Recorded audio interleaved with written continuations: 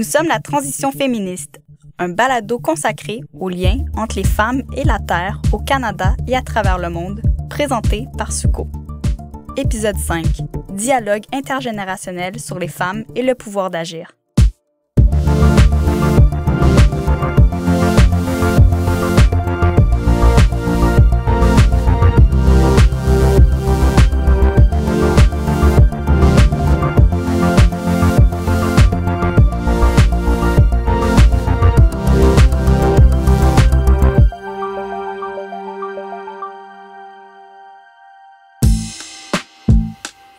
Bonjour, je suis Maude Lapointe-Lucier, membre du Cercle Transition de Suco.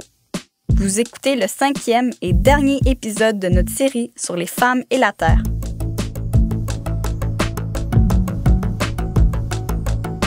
Dans cet épisode, nous allons explorer le pouvoir d'agir des femmes à travers un dialogue intergénérationnel qui met à l'honneur deux femmes d'exception.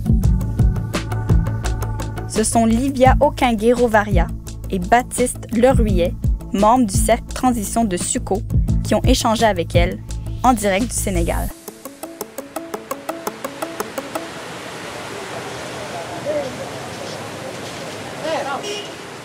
Salut, je suis Baptiste Leruillet, étudiant à l'Université de Montréal et membre du Cercle Transition. Je crois vraiment en la valeur des échanges entre les générations et c'est pour ça qu'on a décidé de rencontrer des membres de l'ONG Enda Pronat. Cette organisation, basée au Sénégal, s'appuie beaucoup sur le dialogue intergénérationnel.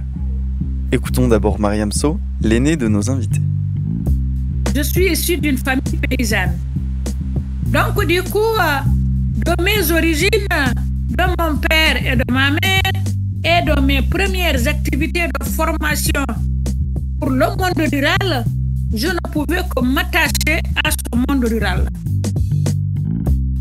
Après mes études secondaires, j'ai été engagée encore dans un service qui s'appelle les maisons familiales rurales. Donc tout ça à côté du monde rural, à côté des femmes et des communautés. Et c'est à partir de là aussi que j'ai intégré Enda Tiers-Monde avec comme entrée les pesticides où j'ai vu aussi des gens mourir après l'utilisation des pesticides. Au fur et à mesure, donc on a eu tout un processus de recherche-action. On est parti, par exemple, des pesticides aux expérimentations. Et des expérimentations, on a découvert que si on ne se bat pas pour le foncier, la vision que nous portons autour de l'agroécologie, au vu des changements climatiques, avec tout ce qu'il y a comme problème, si les communautés ne maîtrisent pas la gouvernance de leurs ressources, particulièrement le foncier et l'eau, si les communautés n'arrivent pas à prendre conscience sur la dégradation de leur agriculture causée par la monoculture, donc l'arachide, le riz, le coton, donc c'est tout ça là qui justifie mon engagement autour de l'agroécologie.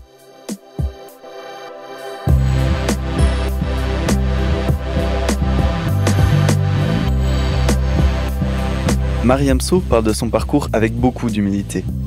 Pourtant, c'est une référence dans l'agroécologie au Sénégal et à l'international.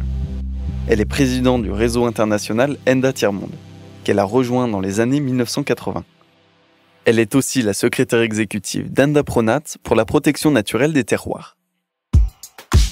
Elle a été l'une des personnes qui m'a inspirée dans le monde de l'agroécologie, étant femme déjà, mais qui s'est beaucoup battue pour que les femmes accèdent à la terre. Elle est vraiment une référente dans le monde de l'agroécologie et dans sa manière aussi d'intégrer le monde rural, les femmes, et de vraiment porter ce plaidoyer au domaine national et international.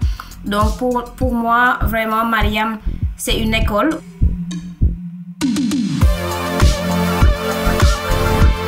La voix qu'on entend est celle de Selbé Faye. Moi, je suis Selbé Faye. Je suis ingénieure agroécologiste. J'ai fait mes études à l'université Cheikh Anta Diop de Dakar où je me suis spécialisée en agroécologie et j'ai soutenu mon mémoire d'études en 2019 et tout de suite après, je me suis lancée dans l'entrepreneuriat et du coup, je suis la responsable de la Calebasse Verte qui est une entreprise biolocale qui s'active beaucoup dans la valorisation des produits bio et locaux. Pourquoi je me suis engagée dans l'agroécologie en tant que jeune et femme? Au début de mes propos, j'ai dit que j'ai fait une formation en agroécologie. Un peu avant, je pense à ma deuxième année de l'université. On n'avait pas toute la chance aussi de faire des stages. Mais j'ai eu à fréquenter ISRA où j'ai fait 2 mois de stage de manière non rémunérée. Mais c'était pour vraiment apprendre tout ce qui lie à l'agriculture. Donc, ce n'était pas forcément l'agroécologie. Mais c'est à ce stage-là qui m'a permis vraiment de me spécialiser et de rechercher des écoles ou bien des formations professionnelles qui œuvraient un peu dans l'agriculture. Et en me renseignant, je suis tombée sur un master qu'on a appelé Gestion durable des agroécosystèmes horticoles. Et on m'a dit que c'était en licence, après la licence, qu'il fallait intégrer ce master-là. Une fois intégré ce master, on a eu à apprendre beaucoup de nos réalités en termes d'agriculture, les défis auxquels vraiment l'agriculture africaine, mais au moins sénégalaise, fait face, les défis auxquels, elle l'a dit Mariam, les problèmes de pesticides, d'où dépendaient considérablement les agriculteurs qui n'avaient pas forcément peut-être la formation ou bien l'information idéale. Et donc, ces questionnements m'ont amené donc, vraiment à me spécialiser dans l'agriculture, dans l'agroécologie, donc de pouvoir produire de manière saine et durable. En 2023, Selbé a rejoint l'équipe d'Enda Pronat. Elle travaille pour le projet Action climatique féministe en Afrique de l'Ouest.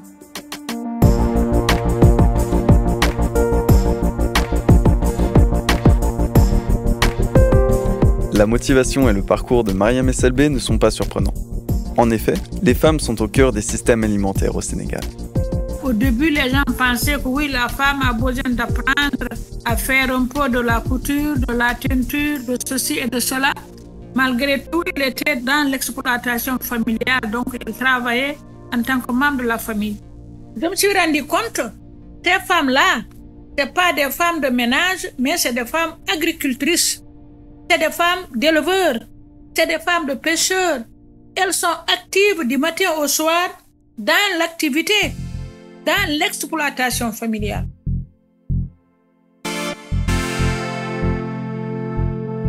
On retrouve beaucoup les femmes dans la transformation des céréales, dans la transformation des fruits et légumes, parce qu'elles ont déjà l'art culinaire ou bien les cultures, ou bien les aspects culinaires, même à l'ancienne. Même son de cloche du côté de Selbé. Encore aujourd'hui, ce sont les femmes qui travaillent la terre. De nos jours, elles nourrissent 60 à 80% de la population du continent africain.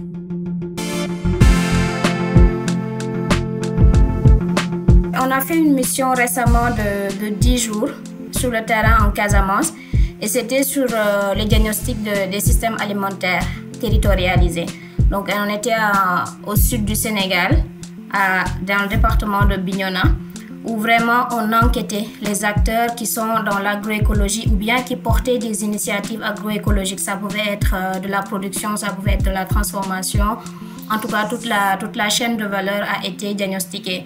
Et pour moi-même, revenir de cette mission et parler vraiment des femmes et de la terre, ça a du sens parce que parmi les enquêtes qu'on a fait, on a enquêté au moins 30 périmètres. La plupart, c'était des femmes. Donc, on voyait des jardins communautaires qui sont détenus par des femmes et qui pratiquaient l'agriculture, l'agroécologique, l'agriculture durable. Malgré leur rôle essentiel dans l'agriculture, les femmes sont rarement propriétaires des champs. L'accès à la terre est l'un des plus grands défis auxquels font face les Sénégalaises. Au Sénégal, en dehors même de l'accès des femmes au foncier, même les hommes se retrouvent dans la même situation, avec toutes ces procédures de réforme foncière qui ne se terminent pas, et où aussi on a la pression des multinationales avec aussi des grandes institutions qui cherchent à instaurer le marché foncier. Là, ce n'est pas seulement les femmes, mais c'est toute la communauté qui perd le contrôle du foncier. C'est ceux qui ont des moyens et qui vont arriver à cultiver. Et ceux qui n'en ont pas Et les hommes et les femmes, à long terme, risquent de perdre tout. Et on se bat aujourd'hui autour de ça pour une réforme foncière qui sécurise les communautés, mais qui ne transforme pas le foncier en marchandise. Pour Mariam, le danger vient des multinationales qui accaparent les terres paysannes. Avec cette vision productiviste, si on ne travaille pas autour de ça, c'est la disparition des communautés paysannes pour faire place aux multinationales où les paysans risquent de devenir ouvriers et ouvrières dans leur propre terroir, mal payés, la pauvreté qui va encore persister, sans compter les pollutions, la dégradation des terres qui va encore s'accentuer. Et parce que cela ne cherche que de l'argent, donc ils s'en foutent de la bonne condition de vie de communauté. Donc c'est tout ça là qui justifie mon engagement autour de l'agroécologie, autour de l'accaparement des terres, pour dire non, c'est aux communautés, pour une fois, il faut que l'Afrique arrive à se développer à partir de ses propres ressources. Et c'est là aussi où je me bats à côté des femmes, mais je dis non, si le combat n'est pas global, si ce n'est pas un combat global porté par les communautés, avec aussi la gouvernance locale, donc les élus locaux, les communes, on ne va pas gagner le combat.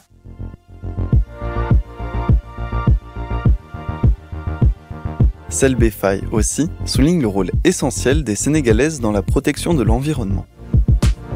Quand je prends l'exemple déjà du projet ACFAO, l'action climatique féministe pour les jeunes et les femmes là, où on vraiment cible les jeunes et les femmes, on travaille beaucoup aussi en milieu mangrove où les femmes détiennent et bien protègent même l'environnement parce qu'elles sont dans la mangrove, elles transforment l'ostréiculture, les huîtres et font la pêche. Donc, elles ont une parfaite maîtrise des activités. Elles sont même gardiennes de cet environnement. C'est elles qui participent au reboisement, mais aussi incitent les jeunes beaucoup dans le respect de la nature ou bien dans l'éducation environnementale en étant déjà au devant de la scène.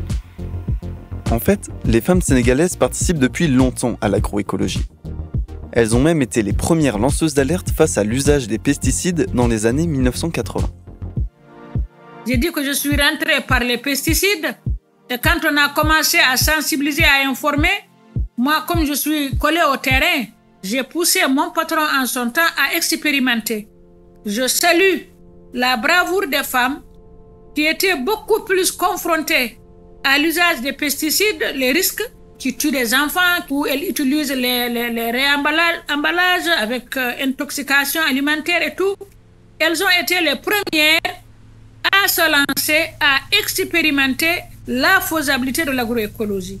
Et c'est en ce moment-là, vers les années 87-88, qu'on s'est rendu compte qu'effectivement, elles n'ont pas la possibilité d'avoir de la bonne terre pour faire leurs expérimentations. Et dans un premier temps aussi, on a travaillé beaucoup, les informer sur la loi domaine national, les appuyer pour qu'elles intègrent les instances de décision.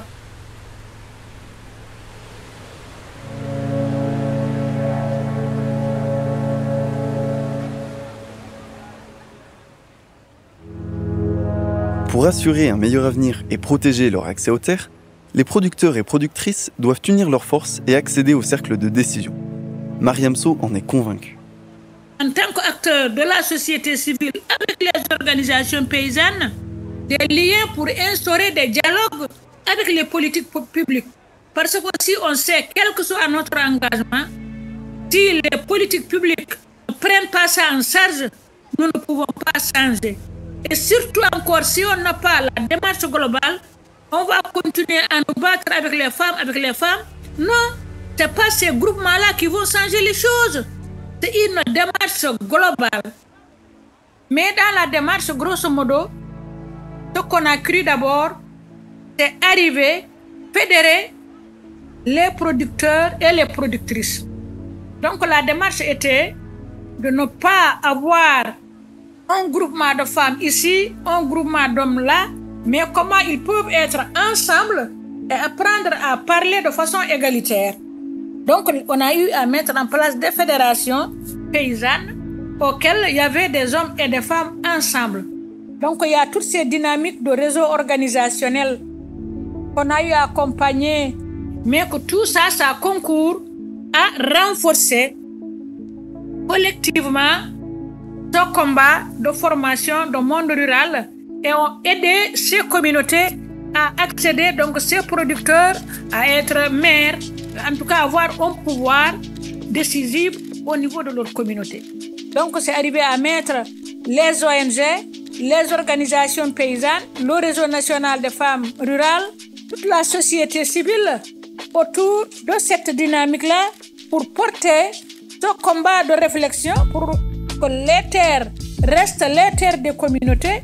Mais ensuite aussi, on travaille aussi avec les scientifiques, avec les juristes.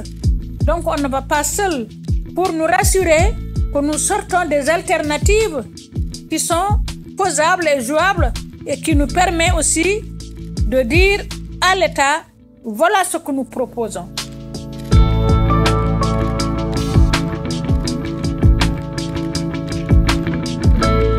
Renforcer la capacité d'agir des jeunes producteurs et productrices est au cœur des préoccupations de Selvefy. Quand tu prends l'exemple de jeunes qui sont en milieu, en ville, et tu prends des jeunes qui sont dans le monde rural, ils n'ont pas les mêmes réalités. C'est-à-dire qu'un jeune qui est à Dakar, moi je connais des jeunes entrepreneurs femmes qui excellent dans le monde de l'entrepreneuriat. Je peux donner l'exemple de Sini Samba qui vraiment s'est spécialisée dans la transformation des fruits et légumes, mais pour la nutrition infantile. C'est-à-dire qu'en transformant des compotes, des farines infantiles, j'ai connu des jeunes qui sont dans la transformation du jus, la valorisation des produits locaux du Sénégal. Mais quand tu prends un jeune qui vit dans le monde rural, ils ont ce savoir-faire, mais ils peinent déjà à trouver parce qu'ils n'ont pas les mêmes chances et les mêmes opportunités. Donc, ils peinent vraiment à trouver des financements. Ils peinent déjà à avoir de l'accompagnement qu'il faut. Et pourtant, ils ont le savoir-faire. Donc, des organisations, il y a déjà Endapronat et d'autres organisations qui sont dans le milieu rural. Mais il faudrait encore appuyer et renforcer pour que ces jeunes-là qui sont dans le monde rural puissent accéder à un accompagnement qui est adéquat, leur faciliter certaines choses. C'est ça qui va un peu amener l'égalité un peu entre le monde rural et peut-être ceux qui vivent en ville. Donc pour moi, ce serait vraiment de décentraliser, de faire focus un peu dans le monde rural et de plus investir là-bas. Donc il y a déjà, je dis Endapronat et d'autres organisations parce que nous sommes dans cette zone-là. Donc mais ce n'est pas encore assez quoi.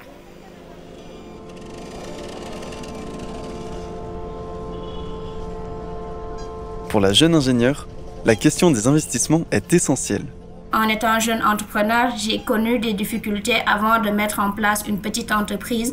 Et quand on était toujours en Casamance, on a rencontré des jeunes entrepreneurs qui venaient de débuter et qui peinaient à avoir même un site pour leur transformation. C'est-à-dire qu'ils sortaient de l'école de formation et tout ça, mais peinaient à installer vraiment une unité de transformation parce que ne trouvaient pas de financement, n'avaient pas accès à certains financements.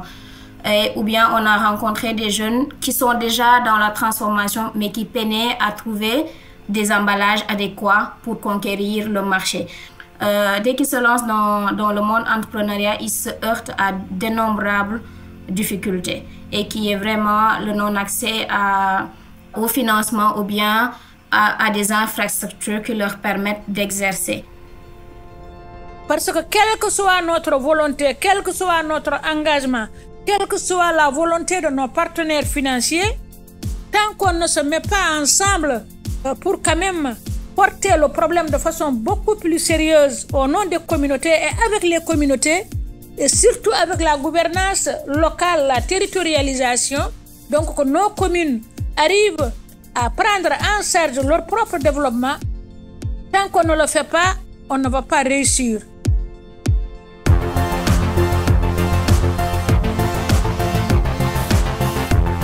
L'organisation Endapronat a donc réussi à fédérer différents regroupements de producteurs et productrices. Elle a aussi tissé des liens avec des partenaires à l'international. on va avec les communautés pour que les communautés puissent aussi porter leur propre plaidoyer au niveau local, départemental et national. Et même sous-régional, nous sommes membres cofondateurs d'un réseau sur l'agroécologie qui s'appelle 3AO. Et Pronat est très active là-dedans pour aussi pouvoir parler aux institutions sous-régionales, la CEDEAO, Unité africaine et consorts.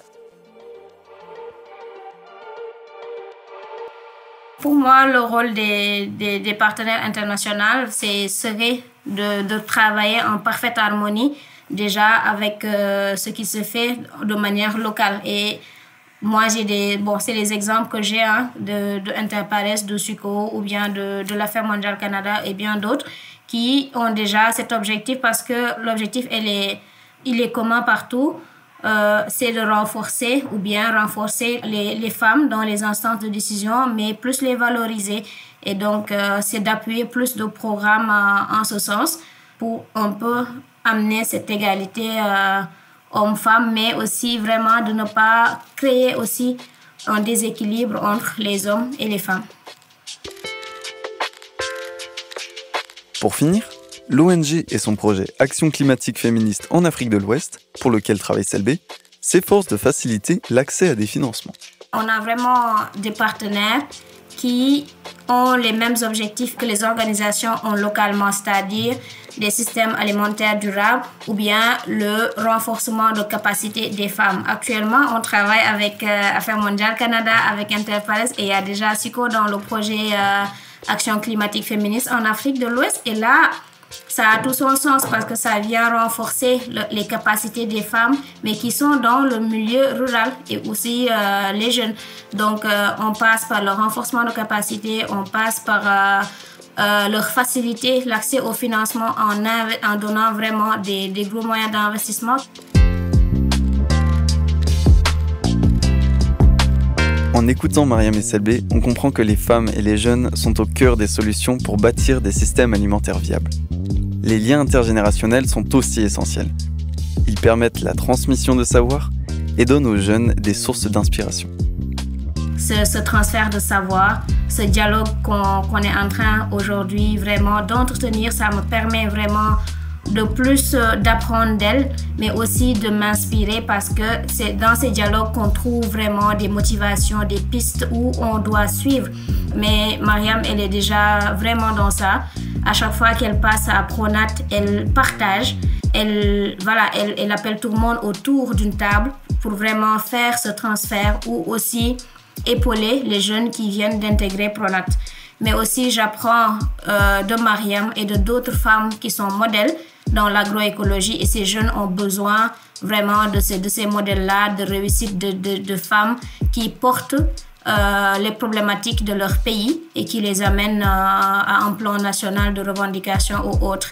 Et nous aussi, en tant que jeunes, même si on a des jeunes aussi de notre âge à qui on inspire. Donc, c'est le partage à toute échelle en fait. Donc, de plus âgés, mais aussi entre générations, on doit causer, dialoguer et partager nos difficultés, nos réussites et nos réalisations. Mariam, quant à elle, s'est retirée de la coordination d'Enda Pronat en 2022 pour laisser la place aux jeunes. Mais je suis toujours à leur côté pour quand même continuer à appuyer stratégiquement, politiquement, pour quelque temps, un tout petit peu encore, pour me rassurer.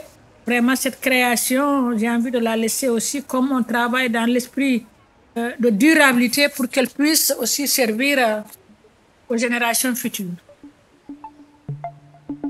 Alors, quel message souhaite-t-elle laisser à ces générations futures? C'est pas l'eau qui nous manque, c'est pas la terre qui nous manque, c'est pas la jeunesse avec tout ce qui meurt dans les pirogues et dans la mer. C'est pas ça qui manque. Mais le vrai combat, c'est croire d'abord à ses ressources, croire à ses propres capacités et avoir des visions politiques globales pour que l'État arrive à prendre tout ça en charge. Parce que quelle que soit notre volonté, quel que soit notre engagement, quelle que soit la volonté de nos partenaires financiers, tant qu'on ne se met pas ensemble pour quand même porter le problème de façon beaucoup plus sérieuse au nom des communautés et avec les communautés, et surtout avec la gouvernance locale, la territorialisation, donc que nos communes arrivent à prendre en charge leur propre développement. Tant qu'on ne le fait pas, on ne va pas réussir.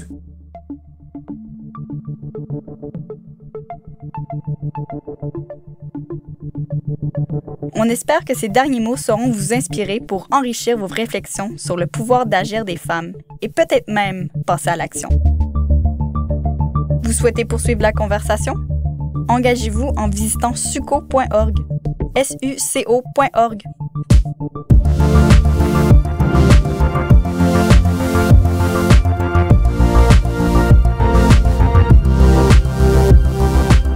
Vous venez d'écouter le dernier épisode du balado « Nous sommes la transition féministe » produit par SUCO en collaboration avec Récréation. Vous pouvez retrouver les autres épisodes de la série sur toutes les plateformes de balado-diffusion. Cet épisode a été scénarisé par Lucie Laumonier et Maureen Aujar. Il est interprété par Maude Lapointe-Lucier et Baptiste Leruillet. À la recherche, on trouve Alice Livia Okingué-Rovaria et Baptiste Leruillet. La série est réalisée par Lucie Laumonier avec François Larivière à la post-production. Merci à nos invités, Mariam So et Selby Faye, pour leur participation. Ce balado est rendu possible grâce au soutien financier d'Affaires mondiales Canada et du ministère des Relations internationales et de la francophonie du Québec.